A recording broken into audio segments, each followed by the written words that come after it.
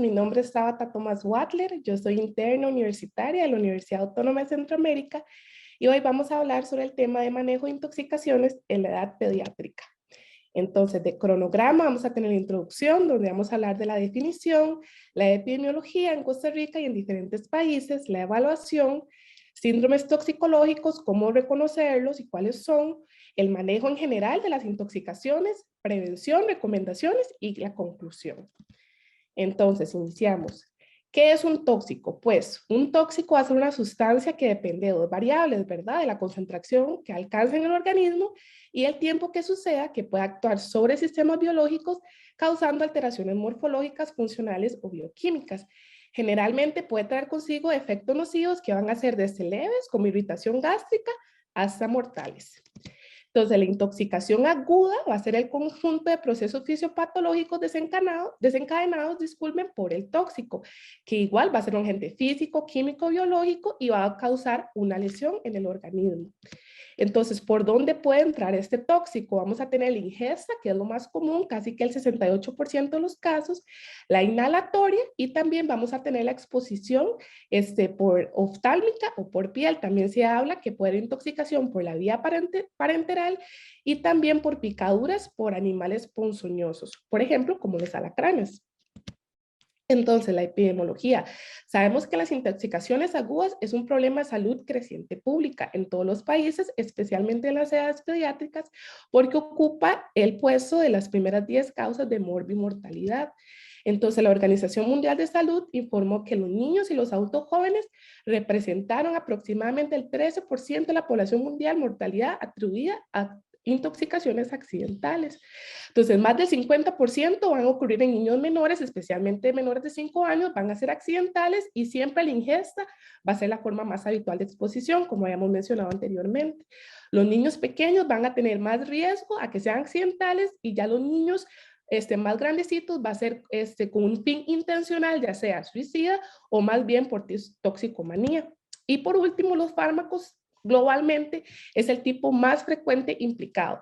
De segundo lugar van a estar los productos del hogar y de tercer lugar va a estar el etanol y el monóxido de carbono. También recordar que cuando son más pequeños los niños o los varones van a estar involucrados más en las intoxicaciones y conforme van creciendo esta dinámica cambia. A partir de los 13 años las niñas van a estar implicadas más en las intoxicaciones agudas. Hay que tenerlo presente. Entonces aquí les presento un artículo que eso lo que fue un estudio retrospectivo descriptivo que se realizó en Cuba en un hospital pediátrico y agarraron los niños de 0 a 18 años y vieron el comportamiento de las intoxicaciones agudas. Entonces, ¿qué les quiero enseñar? Que los niños de 1 a 5 años representó el 58.8% de los casos. Esto nada más para reforzar que, de verdad, volvemos a lo mismo, ya que por la curiosidad innata de los niños, ¿verdad? Que están aprendiendo a caminar pequeñitos, la curiosidad, falta del sentido de peligro, ¿verdad? Que ellos no tienen, eso se va desarrollando poco a poco, pues están más propensos a las intoxicaciones accidentales. Igual aquí tenemos otro estudio realizado en Taiwán y vemos el mismo comportamiento. Si lo ven los niños menores de 5 años, en este caso representó el 71.2%. Entonces, no es que solo pasa en ciertos países, aquí podemos ver que su comportamiento se da en diferentes países. En Costa Rica, pues la situación es muy parecida. Esos datos son proporcionados por el Centro Nacional de Control de Intoxicaciones, ¿verdad? Que se encuentra en el Hospital de Niños, que ellos van a proveer información farmacológica de intoxicación 24/7, tanto para los profesionales y también para la población en general. Entonces ellos aquí nos presentan un cuadro donde se da la distribución de casos por edad, ¿verdad? En el 2017 y volvemos a lo mismo, tenemos el mismo comportamiento. De 1 a 5 años es donde hay la mayoría de casos, especialmente en niños de 1 año. Vamos a ver que tuvimos 788 casos, que eso es una cifra pues bastante considerable. Y aquí también les presento este cuadro, nada más, o esta gráfica, para que ustedes vean el pico, ¿verdad? Que se dio al primer año, cómo gradualmente va bajando y después vuelve a ser otro pico conforme van creciendo, que ya habíamos dicho que es de más con fines, ¿verdad? Intencionales. Entonces, la clasificación según exposición. Entonces, básicamente, accidentales, ya los describimos, niños pequeños, sucede en la casa, puede darse por inhalación de monóxido de carbono, no es tan común en este país, pero hay que mencionarlo, y normalmente van a ser asintomáticas y no necesitan mucha intervención terapéutica, más que todo hacer como cuidado gástrico. Errores de dosificación, es importante mencionarlo, es en niños más pequeños y siempre van a ser en medicamentos habituales de la infancia, por ejemplo, el paracetamol. Y también hay errores de dosificación mantenidos en el tiempo que pueden ser peligrosos y causar falla hepática. Y los intencionales ya son chicos más grandes, mayores de 12, 13 años, y ya como dijimos, cambia la dinámica, van a ser más que todas las mujeres, son menos frecuentes, pero son más graves, ¿verdad? Y normalmente van a haber varios productos, o sea, polimedicamentosas, y van a cruzar con una clínica muy marcada, especialmente neurológica, y también hay como un problema social porque normalmente ellos van a durar un poquito más para acudir al centro de atención de salud. También es importante mencionar que hay un tipo de intoxicación que se da por abuso y hay que sospecharla en dos casos, más que todo, cuando la historia no es congruente con lo que pasó, ¿verdad? Un niño muy pequeño, tal vez menos de un año, y dicen que él agarró una botella, agarró algo que tal vez tiene un tapón de seguridad, ¿verdad? Que es un poquito más difícil para los niños descifrar. Y también otra situación que hay que pensar en abuso es cuando son niños que han recurrido varias veces al servicio de urgencias por la misma droga o por drogas ilegales que, ¿verdad? No se supone que no debería estar al alcance de los niños. Entonces, tener eso presente. Entonces, ¿cuáles son los agentes tóxicos frecuentes? Ya hablamos, número 1, tenemos los fármacos, analgésicos, paracetamol de primer lugar, psicofármacos han empezado a ir desplazando el paracetamol, ¿verdad? Tenemos las benzodiazepinas, entonces ahora tener esos dos presentes, los anticarrales y antitusivos, especialmente ahora, ¿verdad? Que se utiliza mucho con los resfriados comunes y también con la pandemia actual en la que estamos viviendo, el etanol, el monóxido de carbono, y los productos del hogar, que habíamos dicho que tienen como segundo lugar, productos de limpieza, ¿cuáles? Cloros, los detergentes, los desinfectantes, cosméticos, las colonias infantiles y los pesticidas ¿verdad? Pueden ser de uso hogario o uso agrícola en diferentes partes del país. Y también puede suceder, no es lo ideal, pero siempre hay que estar alerta que pueden suceder intoxicaciones por drogas ilegales como el cannabis, las drogas de diseño, metadona, cocaína, heroína, etcétera. Entonces, volvemos a lo mismo, ¿cuál es la incidencia? Esto es igual, un estudio realizado en México con la misma intención, ¿verdad? De ver el comportamiento de las intoxicaciones agudas. Y vamos a ver que en primer lugar tenemos los fármacos con un 37.2% y en segundo lugar tenemos los agentes corrosivos, ¿verdad? Como los detergentes, el cloro. Y nada despreciable, tenemos los animales ponzoñosos, ¿verdad? Y tenemos por ahí los rodenticidas, los insecticidas, que pues eso siempre está presente en las casas. Y aquí pues es un cuadro, el cuadro número 3 es como viene más específico como cuáles fármacos o cuáles agentes fueron los que causaron las intoxicaciones. Y vamos a ver que primero tenemos hidróxido de sodio, una sosa cáustica que se usa para preparaciones, el paracetamol, como habíamos dicho, muy común, el hipoclorito de sodio, ¿verdad? Que es el cloro, la carbamazepina y el clonazepam, que habíamos dicho que las benzodiazepinas pues están teniendo un repunte en los últimos años en la edad pediátrica. Igual, como tenemos sustancias muy tóxicas, vamos a tener sustancias de baja toxicidad y hay ciertos criterios para decir si esto es una sustancia de baja toxicidad. ¿Cuáles? Pues que es un producto que está claramente identificado y que el niño no ha ingerido una gran cantidad, nada más que lo probó y se sabe exactamente, ¿verdad? Tal vez los papás hasta pudieron haber estado presentes cuando pasó.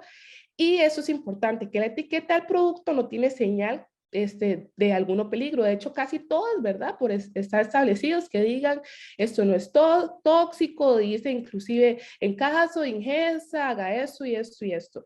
Que el niño sea asintomático y que la familia tiene la posibilidad, ¿verdad? De contactarse fácilmente con los servicios de salud, ya sea con el Centro Nacional de Intoxicaciones para ver qué es lo que tienen que hacer y posteriormente, si es necesario, llevarlos al hospital. Entonces, aquí les presento algunos ejemplos que son cosas que normalmente están en la casa, el aceite para baño, las acuarelas, las gomas, que a los niños les gusta mucho comerse en la edad de escolar, la plastilina, eso es muy común, la tinta de bolígrafo, y esto siempre es cuando, como dije, es un producto identificado y se ha ingerido un producto, o sea, un poquito del producto, ¿verdad? Muy poquito, porque si ya es en grandes concentraciones, pues ahí sí, lo más probable hay que ir a un centro de salud para ser atendido. Entonces, ahora sí, ¿cuál es el manejo general de las intoxicaciones agudas? Primero, la estabilización inicial. Vamos a ver cómo llegó el paciente. Si estable, ¿me puedo sentar a hacer la historia clínica o primero hay que hacer ciertos pasos para asegurarnos que esté bien y después seguir con el manejo? El reconocimiento del tóxico, hay veces que los padres o los cuidadores vienen con el tóxico en la mano, ya sea la botellita, el paracetamol en jarabe o el diclofenaco, lo que sea, y hay veces pues hay que, ¿verdad? Indagar un poquito más. ¿Cómo vamos a hacer eso? Pues con la historia clínica y el examen físico. Ahí es donde entran las preguntas claves que vamos a repasar en el examen físico. Entran esto que los síndromes toxicológicos y ciertos claves que me pueden ir ayudando para orientarme. Valorar pruebas complementarias, que esto es un manejo, ¿verdad? Todo junto, no es que va uno detrás del otro. Y después vamos al tratamiento, que va a ser evitar la absorción del tóxico y dar tratamiento soporte y de las complicaciones en el caso de que sea necesario. Entonces empezamos con la evaluación clínica. La evaluación primaria es lo que hemos ido aprendiendo. Primero se hace el triángulo de evaluación pediátrica, que vamos a ver el espectro, la circulación y la parte respiratoria. Para que se considere que es estable, esos tres factores tienen que estar normales. Si no están estables, podemos pasar el A, B, C, D, E. Bueno, ya sabemos en la A y en la B, asegurarnos que hay una vía aérea permeable, que el paciente está respirando adecuadamente, si no hay que intervenir, la circulación que está adecuada, si hay que pensar en que ya hay que poner un acceso intravenoso, déficit neurológico, cómo llega el paciente, si el paciente viene exaltado, si está somnoliento, si más bien está tranquilo, no pasa nada. Y en la exposición considerar que si el niño viene por una intoxicación, por un agente corrosivo, que fue por exposición de la piel, en este paso hay que quitarle la ropa con la que venía, si no es que se hizo antes de que llegara al centro hospitalario, ¿verdad? Y lavarlo por lo menos de 10 a 15 minutos. Entonces, sabemos que aquí la prioridad va a ser identificar cuáles son los que necesitan ayuda y atención inmediata. Luego que ya hicimos ese paso, pues vamos con la historia clínica, que va a ser breve y dirigida, porque necesitamos saber a qué tóxico nos estamos enfrentando. Y el examen físico igual va a ser completo y minucioso, pero con atención a las constantes vitales. Entonces, ¿cuál es la información clave que necesitamos en la historia clínica? Que ingirió, como les dije, puede ser que la mamá o el padre o el cuidador viene con el tóxico en la mano, no siempre, pero podemos preguntar cuál es el nombre y la forma de presentación, si fueron gotas, si fueron jarabes, si fue la cápsula, cuándo lo ingirió. Eso es muy importante para el tratamiento, porque si ya pasó mucho tiempo, pues ya el manejo va cambiando un poco, lo vamos a ver. La vía de intoxicación, si fue que fue una ingesta, si fue respiratoria, cutánea, digestiva, ¿verdad? La cantidad estimada, recuerda que en niños pequeños, alrededor de los 3 años, un sorbo corresponde como a 5 mililitros, en niños un poquito más grandes, como 10 años, es 10 mililitros, y ya adolescentes, un sorbo es 15 mililitros, entonces así más o menos lo podemos calcular. Si hay síntomas y las medidas realizadas. Si los padres cuando vieron que el chiquito se tomó el tarro, lo hicieron, le provocaron emesis o le administraron líquidos, muy común es la leche, ¿verdad? Les dan leche, entonces a ver si ellos hicieron eso o si simplemente se vinieron directamente al servicio de atención. Y los antecedentes personales, ¿verdad? Si el niño toma medicamentos regularmente, si es alérgico a algo, si tiene una enfermedad crónica, eso lo tenemos que tener apuntado por ahí. Luego, ya que tenemos esa información, vamos con los síndromes tóxicos. Pues, ¿qué son? Es una constelación de signos y síntomas que nos van a ayudar a descifrar a qué tóxico nos estamos enfrentando. ¿Esto por qué? Porque hay ciertos tóxicos que causan reacciones en el cuerpo, ¿verdad? Que los vamos a ver, que nos ayudan como a ir identificando y son útiles en el manejo y en el tratamiento. Más cuando no tenemos, o sea, tenemos un paciente que no sabemos ante qué tóxico nos estamos enfrentando. Entonces vamos a ver 3, tenemos el colinérgico. Va a ser causado por plaguicidas que vamos a tener del grupo órgano fosforado y carbamato. Aquí está el malatión, que es como el más conocido en estos lados. ¿Qué van a hacer? Pues actúan inhibiendo la acetilcolinesterasa y va dando lugar a una acumulación de acetilcolona en la sinapsis, lo que provoca un exceso de actividad colinérgica. Y esta sintomatología va a depender del receptor en el que esté afectando. Entonces, muscarínicos, miosis. Siempre recordar que el colinérgico es con miosis. Va a haber broncoespasmo, va a haber broncorrea, bradicardia, hipotensión, salivación y dolor abdominal. ¿Por qué dolor abdominal? Porque va a haber un aumento de la peristalsis. En la parte nicotínica vamos a tener fasciculaciones, calambres, debilidad muscular, parálisis y temblor. Y los efectos del sistema nervioso central, que son los que prevalecen en muchos casos en los niños, va a ser ansiedad, convulsiones, pérdida de memoria. Pueden venir con depresión respiratoria y coma si es una ingesta masiva, pero no tanto ingesta, sino una inhalación. Casi siempre esto es por la inhalación. Entonces, como les dije, los niños con frecuencia lo que van a presentar son efectos sobre el sistema nervioso central que van a ser convulsiones, letargo y coma. Y aquí está una representación gráfica de los síntomas, la miosis, la cialorrea, la radical, la broncorrea y la diarrea. Seguimos con el anticolinérgico, que como lo dice, pues va a ser opuesto a lo que acabamos de describir, y eso van a ser causados por medicamentos que normalmente se usan en el alivio sintomático, los antihistamínicos y los antiespasmódicos, ¿verdad? Que son de todos los días. Entonces, ¿qué hacen? Inhiben la unión del neurotransmisor de acetilcolina a los receptores muscarínicos del sistema nervioso central y el parasimpático, causando síntomas contrarios a la intoxicación por órganos fosforados. Entonces, es una manera de irse aprendiendo. Es exactamente lo mismo, pero al revés.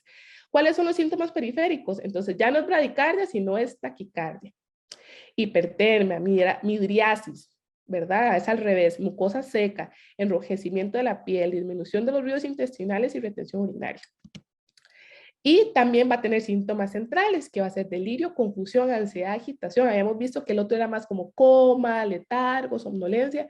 El anticolinérico más bien llegan como exaltados, confundidos y comportamiento extraño, que más bien es preocupante, es unos síntomas muy floridos. Y aquí les presento esta imagen, que es una representación gráfica, en la que en el centro podemos ver al sombrerero loco, que eso hace referencia al comportamiento extraño, ¿verdad? Entre comillas.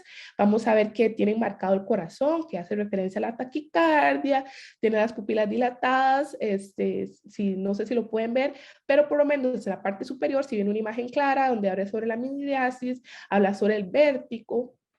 También tenemos esa frase red as a beet, que hace referencia a que los pacientes llegan rojos, hipertérmicos.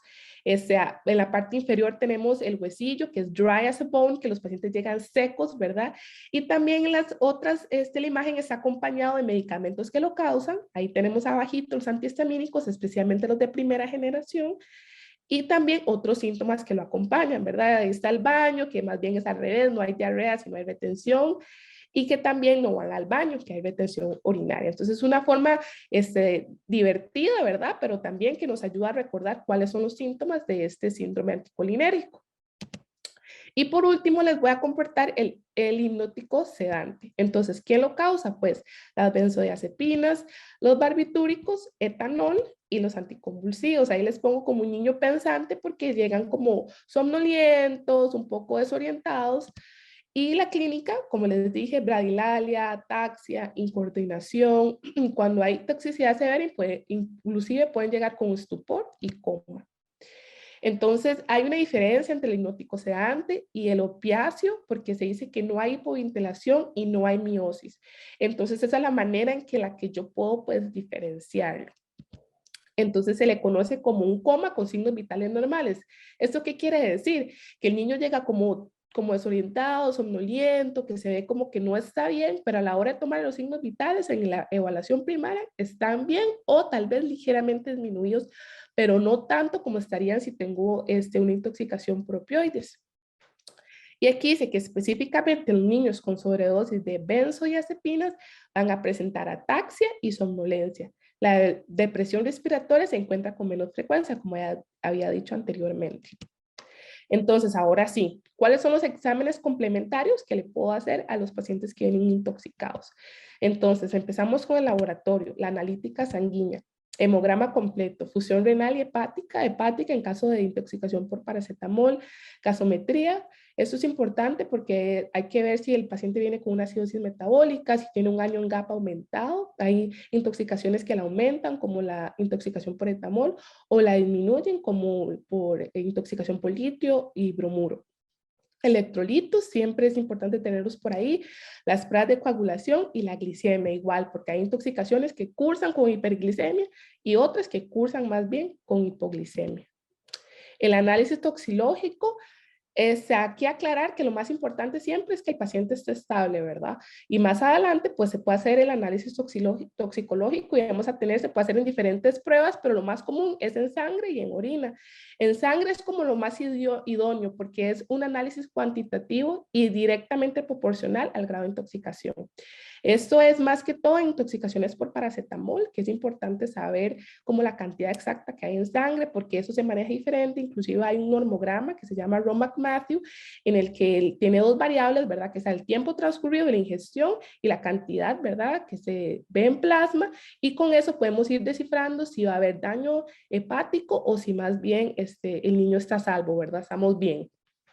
Igual se puede determinar en la orina, que esto ya va a ser para drogas de abuso, como anfetaminas, cannabis, metadona, opiáceos, cocaína, pero esto tiene sus limitaciones, porque puede salir positivo, pero yo no sé si esto es algo viejo, si es una ingesta pasada, o si es una ingesta actual, ¿verdad?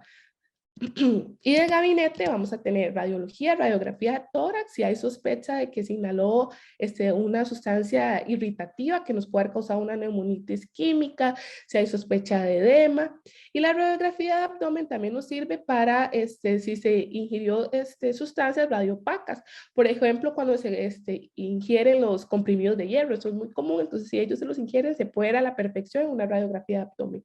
Y TAC de cráneo, esto va a ser en casos especiales que, ¿verdad? Hay que evaluar si es necesario, si el niño llega muy somnoliente o algo no está reaccionando al tratamiento como debería, pues ahí ya se puede pensar en exámenes más especializados. Y electrocardiograma, tenerlo por ahí, que se debe realizar en intoxicaciones que produzcan trastornos de conducción, como antidepresivos tricíclicos, digoxina, calcio antagonistas, antihistamínicos, insecticidas, organofosforados. Entonces, en los síndromes colinérgicos, pensar que es importante hacer un electrocardiograma y ver que no haya ninguna afectación por ahí. Ahora sí, el manejo. Básicamente, el manejo se maneja como en tres partes.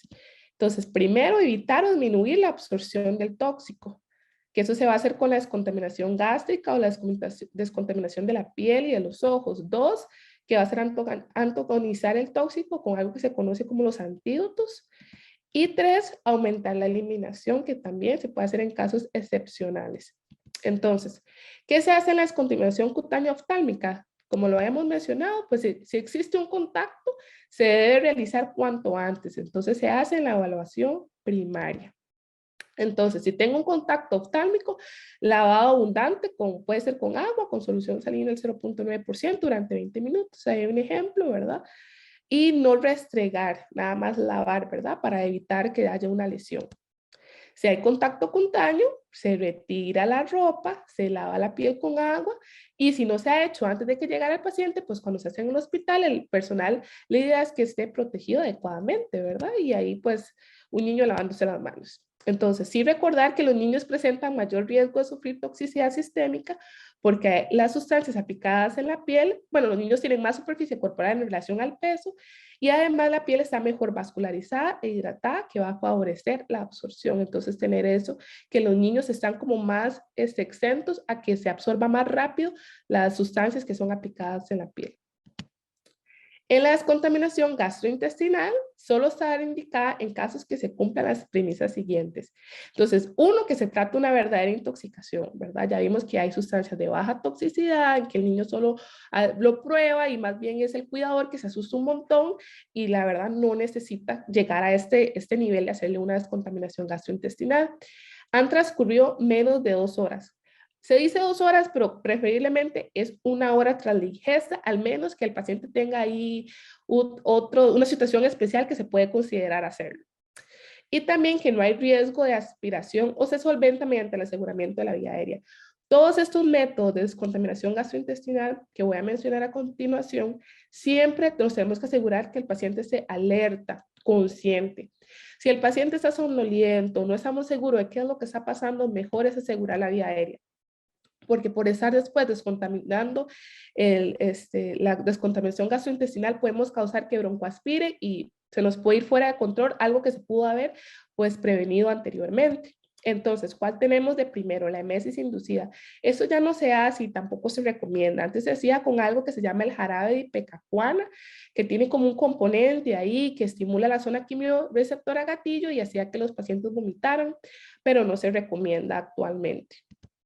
El lavado gástrico, como dije, se hace en la primera hora en que llega el paciente y solo se hace igual si es una verdadera intoxicación. Se dice que si se hace en los primeros 15 minutos se logra recuperar por ahí un 68% de lo que se ingirió, pero es muy difícil que un paciente llegue en los primeros 15 minutos, al menos que estén a la par del hospital. Entonces, pues es un poco más complicado. Lo que se hace es pues poner al paciente en decúbito lateral, se pone una sonda nasogástrica o orogástrica gruesa y se va aplicando a poquito suero fisiológico y se va aspirando, aplicando y aspirando como una forma cíclica hasta que el líquido salga claro, ¿verdad?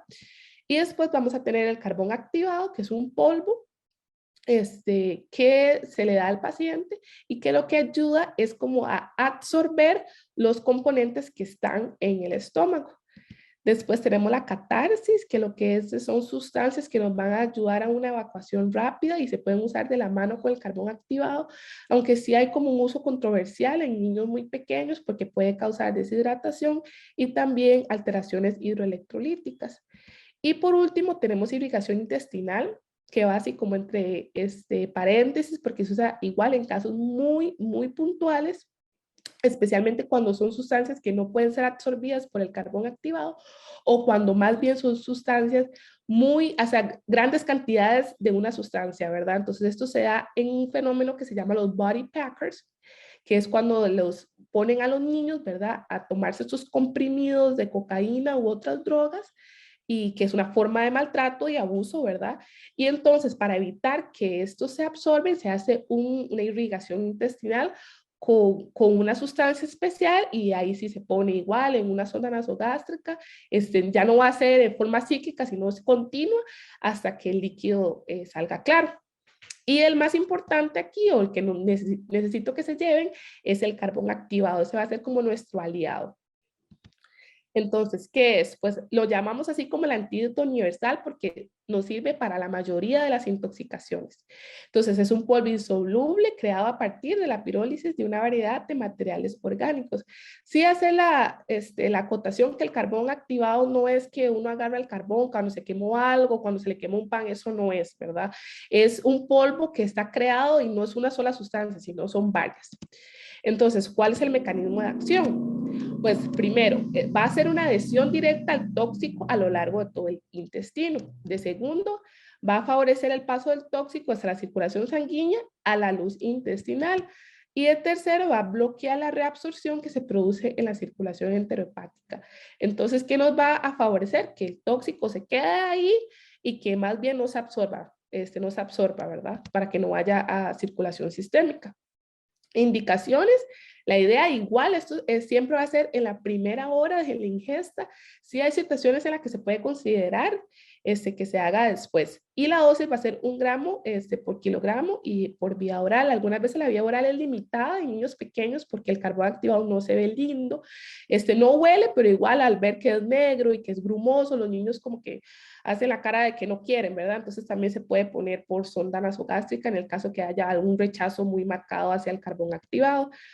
Y las contraindicaciones, bueno, lo que habíamos dicho, que siempre que el paciente esté alerta, activo, o más bien si hay problemas gástricos como hilo paralítico, sospecha de una perforación de víscera hueca, ingestión de sustancias que no son absorbidas por el carbón.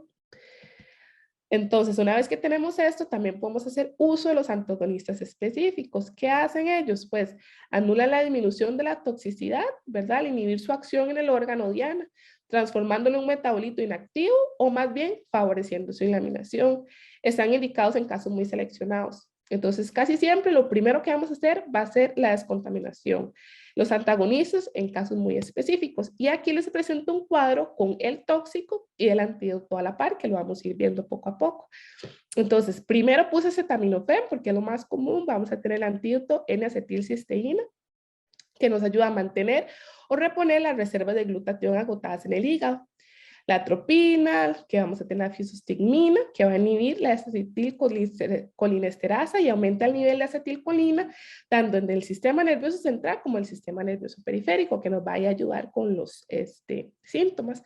Las benzodiazepinas, flumazenil, que solo va a estar indicado en pacientes que las medidas adecuadas, que va a ser apertura de la vía aérea, soporte respiratorio y circulatorio, son ineficaces, ¿verdad? No es como que si el niño dice que viene, o sea, se sabe que viene intoxicación con benzodiazepinas, se da flumazenil automáticamente. No, esa no es la idea. La idea siempre va a ser el soporte, el tratamiento de soporte, y si no responde, pues ahí ya podemos considerar darle flumazenil. El monóxido de carbono, que sea oxígeno al 100%. En los opiáceos tenemos naloxón, que es un antagonista sintético. Igual se da en situaciones muy especiales, especialmente si hay mucha depresión respiratoria, que se considera menos de 12 respiraciones por minuto. Y ahí tenemos abajito los organofosforados, que se da atropina o pralidoxina, y que antagonizan los efectos de la concentración excesiva. Entonces, en los organofosforados, si se actúa rápido, ahí sí se les da atropina hasta que lleguen al otro extremo, ¿verdad? Y aquí tenemos el aumento de la eliminación del tóxico. Entonces vamos a tener como depuración renal y depuración extrarrenal. Entonces depuración renal, lo que se podría usar es algo que se llama una diuresis forzada alcalina, que se usa más que todo en salicilatos, ¿verdad? En intoxicación por salicilatos. Y en la depuración extrarrenal igual, casos excepcionales. Y van a ser intoxicaciones graves por alcoholes tóxicos, barbitúricos, carbamazepina, y siempre si no funcionaron los métodos que hemos hablado anteriormente. Y ahí vamos a tener hemodiálisis, hemofiltración, hemoperfusión y otros métodos que se pueden utilizar por acá. Entonces, aquí les presento un algoritmo que es un resumen de lo que hemos ido hablando. Entonces, como les dije, yo se los presenté uno por uno, pues la idea es que se haga de una forma dinámica. Entonces, empezamos donde está la flechita en la parte superior. ¿Y qué es lo que tenemos? Empezamos con un niño intoxicado o una sospecha de intoxicación, ¿verdad? No siempre la historia va a ser clara. Entonces, si es vía cutánea ocular, ya aprendimos lo que tenemos que hacer en la evaluación primaria. Hay un lavado con suero fisiológico, lavado con agua por 20 minutos mínimo. Si es una vía oral, inhalado parenteral, vamos al soporte vital más estabilización. ABCD, la valoración neurológica, inclusive si hay bajo nivel de conciencia, podemos sospechar hipoglicemia y podemos actuar inmediatamente, ¿verdad? Porque evaluar y actuar. Entonces, seguimos. Tengo el soporte vital, ya dice, el niño está estable. Ok, continuamos. Vamos a ver los tres factores. No hay una historia clara de intoxicación. Bueno, hay que indagar por ahí, hacer preguntas, ver cómo llegó el paciente, si vino inconsciente, si vino exaltado, si vino somnoliento. Si es tóxico desconocido, pues ya sabemos, hacemos las preguntas, cuál es, en qué presentación, lo que hemos mencionado en la información clave. Y si seguimos, ¿verdad? Tenemos la historia clínica, qué vía, cuánto tiempo transcurrió y síntomas. Y le agregamos el examen físico, donde buscamos síntomas y signos de guías que nos ayudan, ¿verdad? Con los síndromes tóxicos. Ahí donde está historia clínica, podemos ver aquí que vamos a valorar las pruebas complementarias. Entonces, eso es lo que me gusta, que está como a la par, ¿verdad? Entonces, una vez que yo ya tengo más o menos una idea de lo que está pasando, ya puedo ir empezando a ver, ok, vamos a hacer el nivel tóxico cuantitativo, vamos a hacer examen de orina, vamos a hacer una radiografía de tórax, vamos a hacer un hemograma, vamos a hacer esto. Igual en la parte aquí, sale que si no es toxicidad potencial, una vez que ya le hicimos toda la historia clínica, pues se le da de alta o se mantiene en observación, se le da protección gástrica, pero no hay que seguir con el algoritmo, ¿verdad? Entonces, sí, bueno, ya después que tuvimos el examen físico, la historia clínica, ok, si es un tóxico, si hay que actuar, vamos en la última parte del algoritmo, que es la actuación terapéutica. Entonces, tras la estabilización, evitar la absorción de tóxicos, eso siempre va a ser nuestra prioridad. Y ya vimos que la descontaminación gástrica, vamos a tener el carbón activado, que va de primero, porque este es nuestro aliado, los catárticos, el vaciado gástrico, tenemos los antídotos que ya mencionamos, y también aumentar la eliminación, que por ahí tenemos la depuración extrarrenal y la renal, ahí está la diuresis forzada y la modificación del pH. Entonces, para ir terminando, ¿cuáles son las recomendaciones? ¿Cómo actuar en caso de una intoxicación? Esto es como una síntesis de lo que hemos hablado. Entonces, primero, mantener la calma. No provocar vómito ni administre leche u otra sustancia, ¿verdad? Ya dijimos que eso no está recomendado. Llamar al Centro Nacional de Control de Intoxicaciones. Y aquí les comparto el numerito, que ellos tienen una línea gratuita, que es la 800 Intoxica, y también se puede llamar al Hospital de Niños y hacer que se les pase al Centro Nacional de Intoxicaciones, pero ellos tienen su línea directa. ¿Por qué? ¿Por qué voy a hacer eso? Porque cuando yo llamo me va a atender un profesional, un médico que sabe, ellos ven esto todos los días y ellos nos pueden dar asesoría, así como un padre de familia, así como a los profesionales. Entonces ellos nos pueden decir, ok, haga esto, haga lo otro. Y también nos ayuda porque cuando tal vez ya llega al centro médico es un niño que ya viene avanzado, ¿verdad? Y ellos también pueden coordinar con el 911 en el caso de que es una emergencia y hay que llamar a la ambulancia, etcétera. Seguir las instrucciones dadas por el especialista, es lo mismo que estaba mencionando, ¿verdad? Si llamamos, no es para llamar y hablar. Si ellos nos van a hablar, pues la idea es seguir las instrucciones que nos están dando, ¿verdad? Y por último, si el niño presenta algún síntoma nuevo, pues siempre hay que acudir por atención médica. Igual para nosotros como médicos, si el niño estaba bien, está en observación, se deja en observación y empieza con una sintomatología diferente, pues hay que volver a evaluarlo, hay que ver qué hizo mal, qué pasó, no está respondiendo y así es hasta que ya el niño esté bien y se le pueda dar de alta. Prevención. Sabemos que la mayoría de los casos de intoxicación se dan en la casa, entonces, ¿cómo los podemos prevenir? Pues siempre mantener los fármacos fuera del alcance de los niños, idealmente bajo llave. Comprobar las instrucciones de la dosis indicada antes de administrar un medicamento a un niño y solo utilizar la medicación prescrita por el pediatra. Entonces esto es importante, ¿verdad? Que ellos, los padres entiendan, el cuidador entienda la dosis que se le tiene que dar al niño, porque ya vimos que se les puede dar dosis repetidamente equivocadas y que eso puede causar un daño a largo plazo. Como número 3, tenemos que no hay que administrar medicamentos a los niños diciéndoles que son caramelos o confites, porque eso puede incitar a los que tomen por su cuenta si están al alcance. Es un error muy común que él dice, porque tal vez el niño le cuesta mucho, no le gusta tomarse el jarabe, entonces empieza, ay, es un confitito, es un dulce. Y estos, muchos de los jarabes vienen con sabor a fresa, con sabor a frambuesa, son muy apetecidos, entonces dicen, ah, ok, es un confite. Cuando mamá o papá está descuidado, pum, lo agarro y me lo tomo, para la intoxicación. Cuarto, vamos a tener los productos de limpieza, siempre deben estar correctamente identificados con etiqueta visible, con los componentes químicos que la emplean. Y la idea es que siempre estén fuera del alcance de los niños, ¿verdad? 5, que nunca utilice botellas de refresco, agua u otras bebidas para almacenar o diluir productos de limpieza. Esto suena lógico, pero no es lógico. Ha pasado mucho, especialmente con los insecticidas, los plaguicidas en las partes agrícolas del país. El típico que agarran y lo ponen en una botella de una gaseosa de 2 litros, ¿verdad? Y el niño pues ve la gaseosa, le llama la atención, es una marca que él reconoce, que le gusta, que la ha visto antes y pues se la toma, ¿verdad? Y como 6, cuando se emplea un insecticida de uso casero, se debe salir de la casa, abrir ventanas y puertas. Entonces, generalmente si se va a utilizar, se puede usar con los niños, planear algo, ¿verdad? Y salir de la casa, o ahora que se manejan estas empresas que vienen a intoxicar, pues se le pide que se vayan de la casa, ¿verdad? Por cierto tiempo, para que se abran las ventanas y pueda salir ese olor tan fuerte que sí podría causar una reacción al niño. Entonces, para terminar, ¿cuáles son las conclusiones de este seminario? Entonces, la totalidad de las intoxicaciones en la infancia se producen en el ámbito doméstico, o sea, en la casa, en su mayoría accidentales. Por eso es importante tomar medidas adecuadas de prevención, lo que acabamos de mencionar. El pico de casos se da antes de los 5 años, siendo los fármacos los agentes causales más frecuentes. Lo vimos que en diferentes países, tanto como en Cuba, en Taiwán, en Costa Rica, la mayoría de los casos antes de los 5 años, especialmente en Costa Rica vimos un pico del primer año de vida. Y en general, la gravedad estimada de las intoxicaciones infantiles es baja. Resuelven con medidas de soporte general y el uso de carbón activado. Entonces, siempre hacer referencia a ese algoritmo que les compartí, ver cómo está el paciente, si está estable. Algunas veces es más el susto que la intoxicación, ¿verdad? Porque muchas veces son cosas que ni siquiera tienen, son sustancias de baja toxicidad, como lo vimos en ese cuadro, que habían varios ejemplos que se encuentran en la casa. Y recordar siempre tratar al paciente y no al tóxico. Esto es esencial.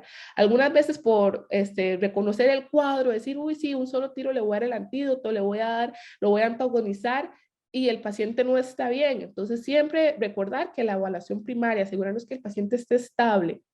Y ahí, pues ahí ya vamos a ver qué vamos a hacer. Entonces, el paciente primero y después vemos cómo manejamos la intoxicación.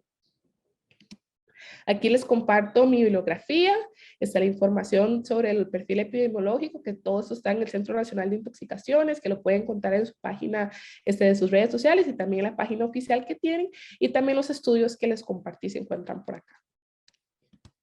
Muchísimas gracias por su atención, espero que esta información haya sido de su ayuda.